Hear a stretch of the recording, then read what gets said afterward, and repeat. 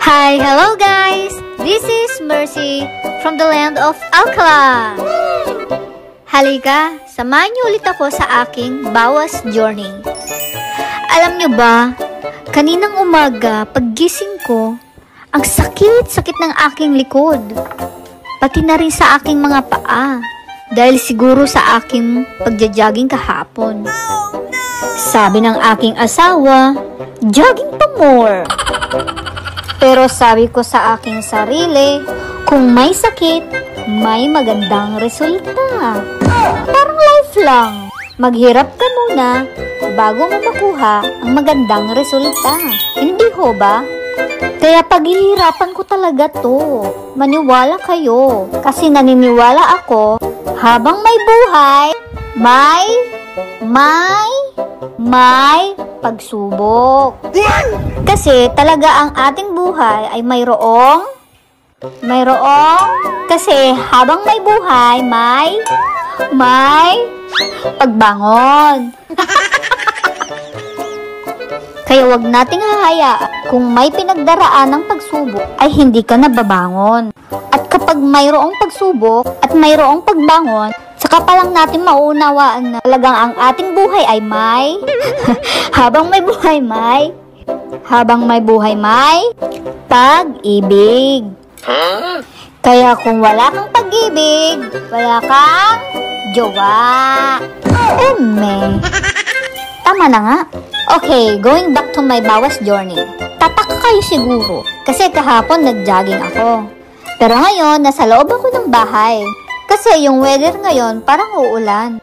Feeling ko, pag uwi ko, uulan na. Kaya naisip ko, dito na lang ako sa bahay. Total, may mga gagamitin naman ako. Saka sabi ng aking asawa, ba't ka nagja-jogging ng alas 7? Ang pagja-jogging madaling araw. O di kaya hapon, gabi. Tapos nagsiselfon ka pa. Ay nagungete. Pero totoo nga naman. Kasi sa Taiwan, ginagawa ko ganitong oras. Or kahit anong oras kapag gusto ko. Tapos sabi niya, Pinas to. Mamaya madukot yung cellphone mo. Tawa na lang ako. Kasi may history talaga ako doon. Kasi way back 2017 or 2018 ata yun. Basta nag-a-apply ako ng pa-Taiwan. Anga ang Mercy. Nadukot ang cellphone, hindi lang isa. Dalawa Tapos ang mainam, pati keypad kinuha. Sirang-sira na, kinuha pa. Sinong hindi mababad trip doon? Napakamalas ng mga araw na yon. Yung hirap na hirap ka na mag-apply, tapos ganun pang mangyayari. Ang problema, hindi na ako makontak ng aking agency. Kaya nangiyak-iyak ang Mercy. Kaya pag uwi ko sa bahay nila tita, ang sabi ay, ano ba yan Mercy? Pinapamigay mo ng mga cellphone mo, libre? Hay nako, kasalanan ko din naman. Kasi bago lang ako sa Manila noon. Dapat pala, ang mata mo, right to the left, and up and down. Ganun kagaling ang mga snatcher. Pero hinayaan ko na lang kasi naniniwala ako na mas madami ang ipapalit at mas paganda pa. Iyon ang aking unforgettable experience. Anga Mercy. So, balik ulit tayo sa aking video. Ang ginagawa ko pala dyan ay sinasabayan ko yung kanta ko na si Siwit. Ngayon, yung Ilocano, kung napanood nyo na, agasawa kan iti Ilocano. Ta iti Ilocano, nalaing agluto. Pero pagod na ako dyan. Grabe, ngayon ko naramdaman yung bigat ng aking katawan. Madami na talagang naidagdag. Gusto ko na talagang magbawas, Lord. Please, bawasan mo kahit onti lang. Pero kailangan talaga paghirapan lahat. Diyos ko, paghirapan ko talaga to. Kahit lagi sinasabi ng aking asawa, niloloko mo lang sarili mo. Mamaya, kakain ka din ng madami. Paano? Sa akin lahat ng tira. Lahat ng sobra akin. Tapos pag makita niya na mas malaki yun, akin yung mas malaki. Paano ako hindi tataba? Tapos lagi niyong sinasabi, ang taba mo na, boss. Boss, ang taba mo na. Tapos sabi ko, ano? Hindi na ako kakain. Ay, kakain ka ah. Wala akong sinasabing mag-diet ka. Diyos ko, nahilo ako. Balik ulit tayo sa aking video. Kapag nag-workout ako, kailangan may tubig. Mauubos ko talaga ang 1 litro.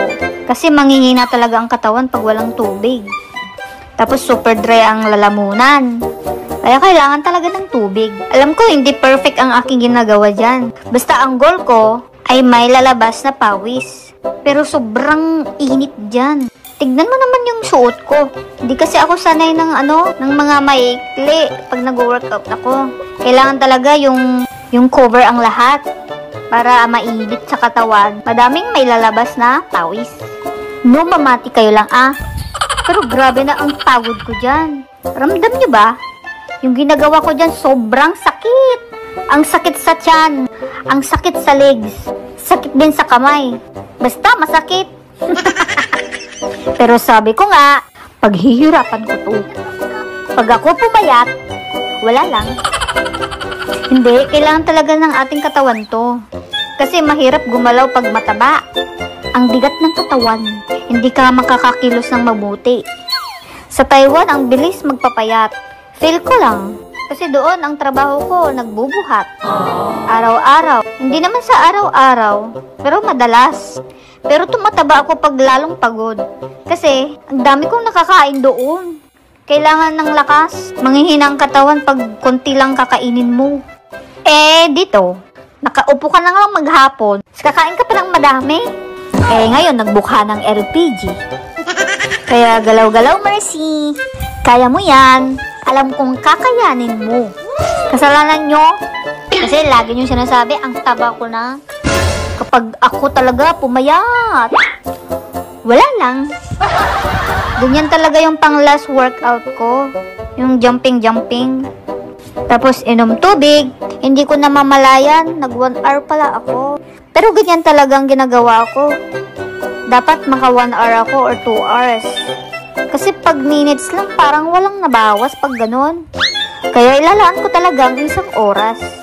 1 oras matagal na yon. Madami na rin mababawas doon. Kaya let's see kung may tutuloy ko ito. Sana may day 3 pa. Pero feeling ko naman meron. Pero sana tuloy-tuloy, Lord. Kaya ngayong araw, good job, Mercy. Ipagpatuloy mo lang yan. Salamat, Lord.